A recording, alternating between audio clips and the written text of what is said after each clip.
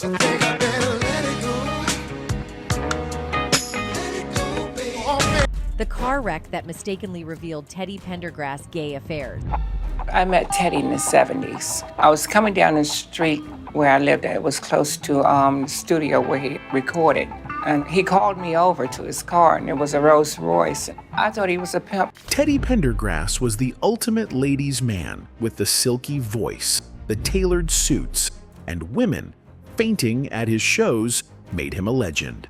But now, Teddy Pendergrass's secret boyfriend, a transgender performer, reveals the tragic truth. I never really got a chance to tell my side of things, and it was important to me. It's very important to me. Teddy was a big star. And after the shocking 1982 car crash that left him paralyzed, the truth about Teddy's private world began to unravel in ways no one expected. So we proceeded to go to his car and drove away, and that's when the accident happened. First, the car started speeding up really fast. And I was wondering, was he driving fast? But he wasn't. It was out of control. Behind the fame, rumors of his secret relationships with men refused to fade. Whispers of betrayal, hidden lovers, and a double life shadowed his success.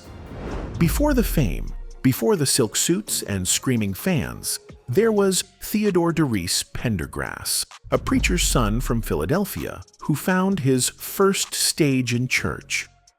Born in 1950, Teddy was raised by his mother, Ida, after his father left the family when he was young.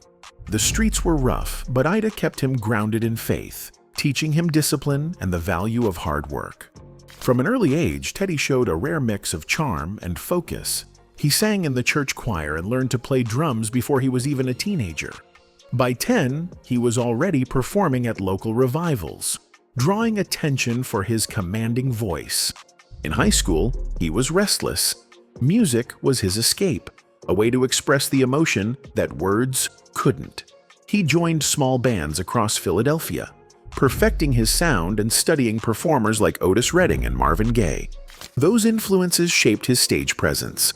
It was smooth but powerful, confident but deeply emotional. Feel truly love you, baby, way down deep in my soul. That's why. Before long, Teddy was drumming professionally. He played behind groups like the Cadillacs and the Futures, earning a reputation as a disciplined, talented musician. But there was something everyone noticed when Teddy sang, "Rooms Went Quiet." That talent led him to a fateful meeting with Harold Melvin, leader of the rising soul group Harold Melvin and the Blue Notes. Teddy joined as a drummer, but it didn't take long before Melvin heard him sing, and the entire direction of the group changed.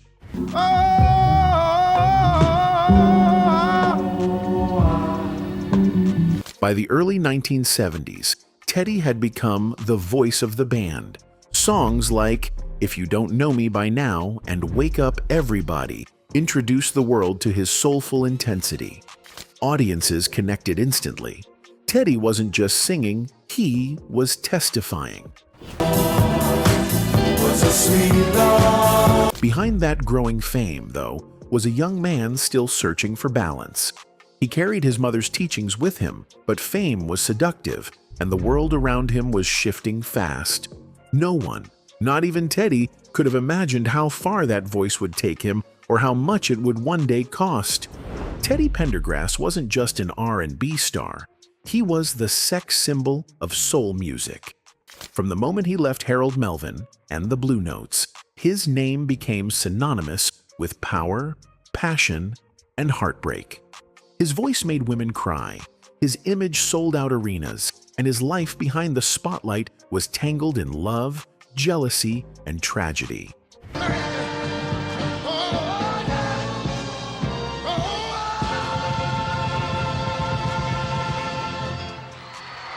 By the late 70s, Teddy's solo career had transformed him into an icon. His ladies-only concerts were legendary. Thousands of women dressed in silk and perfume, waving roses as Teddy appeared shirtless, smiling under soft lights. But while the world saw desire and glamour, behind the scenes, his relationships were volatile, complicated, and often dangerous. Friends joked that no one ever knew who he was dating from, week to week.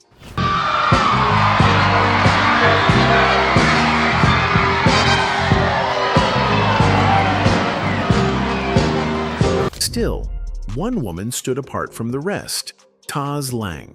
She wasn't just another admirer, she was the backbone of his empire.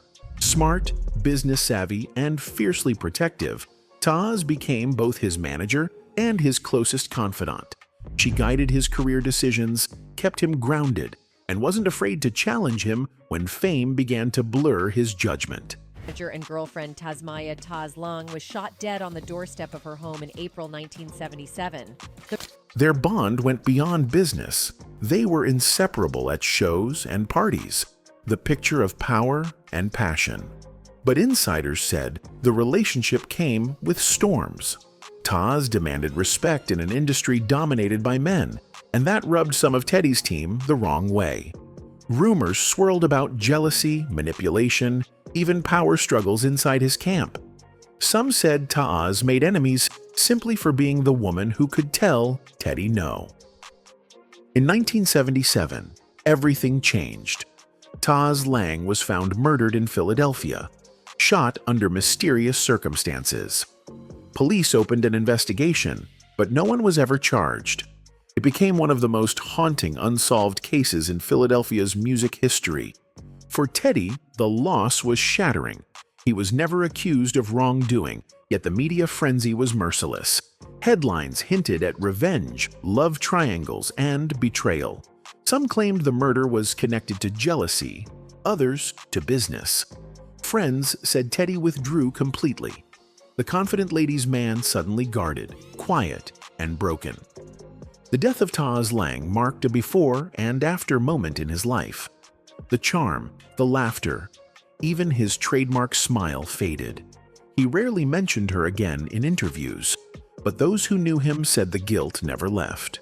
Whether it was survivor's guilt or unspoken regret, Teddy carried it with him for decades. The official investigation went cold. Every theory, from crime of passion to professional rivalry, remained speculation. But within the industry, people whispered the same line. That was the moment everything changed for Teddy Pendergrass. It is alleged that the Black Mafia were big fans of their hometown hero, and they felt bitter about the control that Taz Lang had over Teddy's career. After her death, Teddy threw himself into work. He recorded love songs that sounded deeper, almost haunted. On stage, his performances were more intense, as if every lyric was a cry he couldn't voice off stage. Yet no amount of applause could heal the wound Taz's death left behind.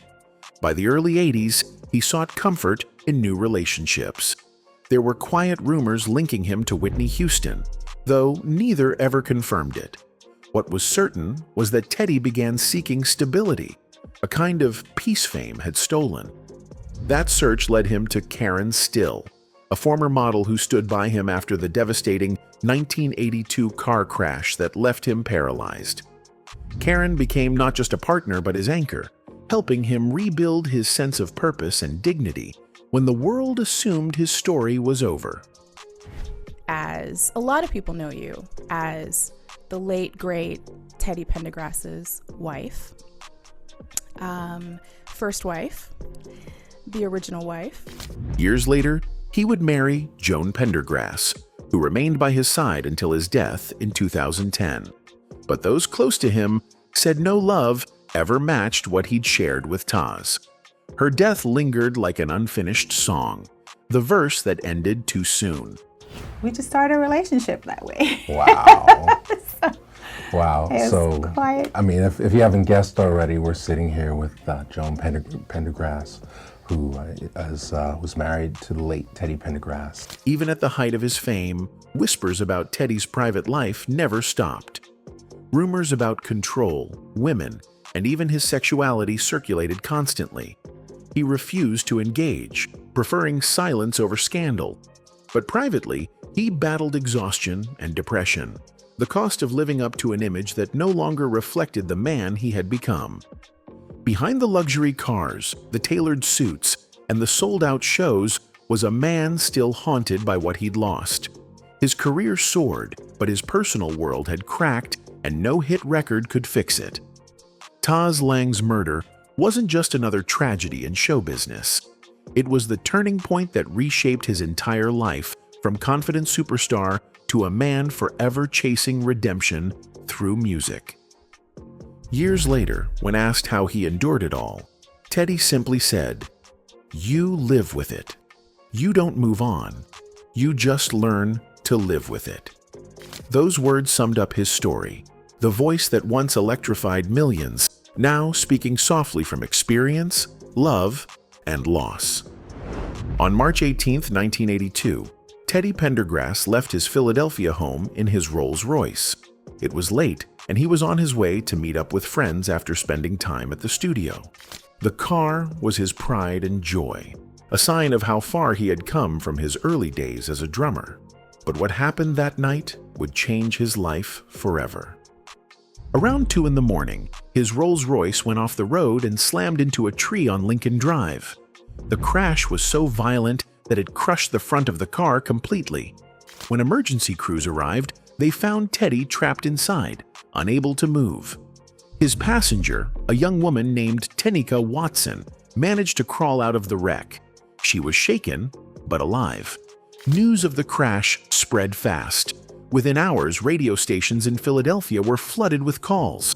Fans prayed for his recovery, not knowing how serious it was. At the hospital, doctors worked to save him, but the damage was permanent. Teddy Pendergrass would never walk again. The accident left him paralyzed from the chest down. I didn't find out Teddy was paralyzed until it got in the paper, you know. I tried to reach out to him right after the accident. But what came next shocked the public even more. Within days, the media revealed that his passenger, Tenika Watson, was a transgender woman. It was 1982, a time when society was far less accepting or understanding. The headlines exploded. The story stopped being about the crash and became about who was in the car. People who had once idolized Teddy started asking questions. Some said he had no idea Tenika was transgender. Others claimed he knew and didn't care. The rumors took on a life of their own. Tabloids printed wild stories suggesting that Teddy lived a double life, that his famous ladies' man image was just a cover. Tenika Watson tried to calm the storm. In interviews years later, she explained that they were not lovers. She said they were friends who had gone out that night to have a good time.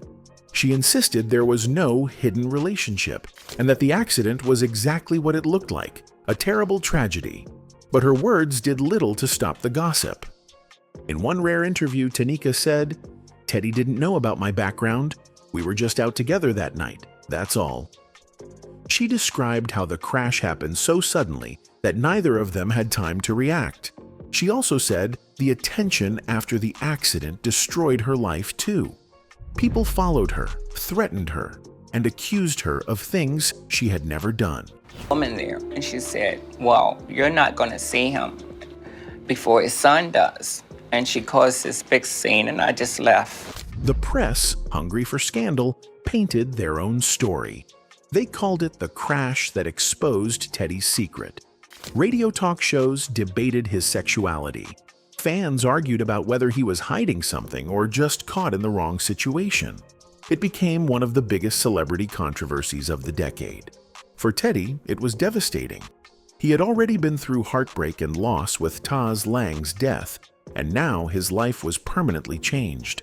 The man who once danced across stages and threw roses to screaming fans was confined to a wheelchair. When he finally returned to the public eye, the questions had not gone away. Every interview came with whispers. Every headline mentioned Tenika Watson. He tried to focus on his music, but it was clear the media had turned him into a symbol for something he never asked to be part of. Got no one of that. That night in 1982 didn't just take away his mobility. It marked the beginning of a new chapter filled with rumors, secrets, and endless questions about who Teddy Pendergrass really was. The crash had opened the door to a storm of speculation. Behind the scenes, people in the industry began to talk quietly, carefully, and always off the record. What they said next would only add fuel to a fire that never burned out. After the 1982 crash, Teddy Pendergrass's life was never the same. He was still famous, still respected, and still loved by millions. But the whispers about his private life became louder than his music. What had started as gossip about a car accident turned into a full-blown rumor storm that followed him for the rest of his career. The main question people kept asking was simple. Who was Teddy Pendergrass behind closed doors? He had built an image as the ultimate ladies' man, the R&B sex symbol who gave women-only concerts and sang love songs that made audiences lose their minds. But after that crash with Tanika Watson, people started wondering if there was another side to him that the public never saw. Tabloids pushed every possible angle. Some printed headlines suggesting Teddy lived a secret life with men or transgender women. There were 3 people in that car, not 2. Uncle Teddy and the transgender woman was in the front seat, but there was another woman in the back seat. Others claimed that record executives had been warned not to let certain stories get out. Fans who once screamed his name now argued in barbershops and beauty salons about whether he was straight, bisexual, or hiding something entirely. And she was a disruptor behind the scenes for many years. She fucked over a lot of people for the labels. Inside the Philadelphia soul scene, the talk was different.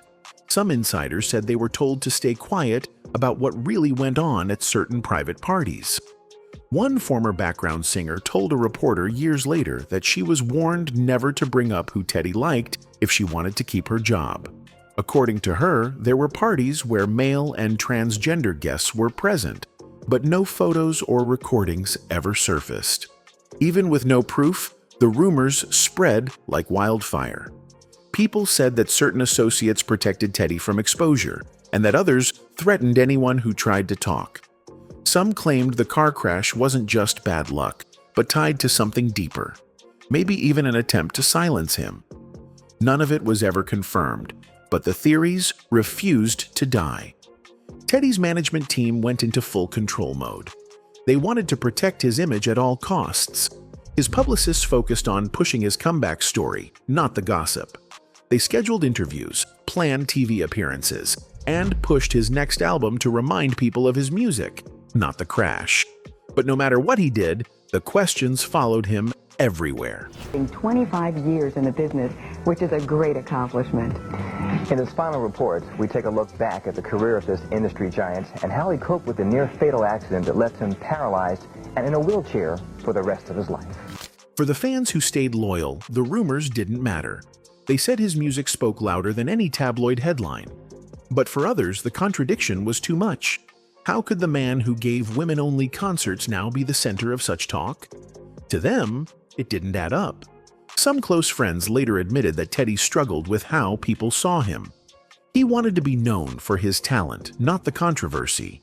But after 1982, the rumors never went away. Even when Tanika Watson repeated in multiple interviews that they were just friends, the world refused to listen. I never really got a chance to tell my side of things, and it was important to me. It's very important to me. There were also whispers about men in the music industry who supposedly had private connections to him. None of them ever spoke publicly, and no evidence was ever shown, but the rumors became part of his story, whether he liked it or not. And as the years went on, the people closest to him said he became more withdrawn. He smiled for the cameras, but privately, he didn't trust anyone. The whispers had done their damage. And even though he would later find love again, those relationships came with a different kind of tension, one that blurred the line between love, control, and survival. After the accident, Teddy Pendergrass was a changed man. He had survived what should have killed him, but he lost his mobility and much of the confidence that once defined his stage presence. The man who embodied power and sex appeal now faced life in a wheelchair, a devastating blow for someone who had built his image on control. Near fatal accident that left him paralyzed and in a wheelchair for the rest of his life. As he adjusted physically, his personal life began to fracture. Those close to him said Teddy became guarded, struggling to trust anyone. He craved control over everything: his career, his relationships, and his surroundings. One woman who dated him after the crash described their relationship as both loving and suffocating. Betrayal and gossip had hardened him. He wanted affection, but feared manipulation. Home life reflected that tension. Arguments and jealousy replaced the carefree charm he once had. He didn't know who loved him genuinely, or who wanted the fame attached to his name. Money problems and lawsuits added more stress, while rumors about his private life refused to fade. Some saw him as controlling. Others said he was simply protecting what little he could still command. I didn't really cope. It's very difficult, extremely difficult. Despite the turmoil, Teddy remained magnetic. Fans still packed his shows, drawn to the emotion in his voice. Yet every new relationship followed a painful pattern of passion, mistrust, and heartbreak. He withdrew from the spotlight, surrounding himself with only a few trusted people. In music, Teddy fought to rebuild his image on his terms, but record labels wanted the old, seductive star. That wasn't possible anymore. The industry wanted fantasy. Teddy was living reality. Therapy and faith offered some comfort, but his anger and pride often resurfaced. Got no one of that. By the late 1980s, he found love again, but peace never lasted. Relationships ended in quiet separations or public arguments. In interviews, he spoke calmly about healing. Yet behind the words was a man still fighting not for fame, but to reclaim dignity and control in a world that had taken both from him. By the early 1990s, Teddy Pendergrass had survived what would have destroyed most men. He had fame, fortune, and tragedy, but his final years brought new pain.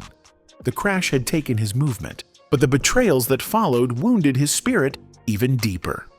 As he worked to rebuild his career, people close to him began taking advantage of his condition. Money went missing, contracts were mishandled, and those he trusted most turned against him. Teddy once said that when he was healthy, everyone wanted to be near him, but after the crash, only a few stayed, and not all had good intentions.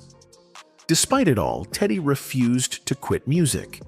He performed from his wheelchair, his voice still commanding and soulful. Fans wept watching him sing through pain, a proof that his spirit hadn't broken.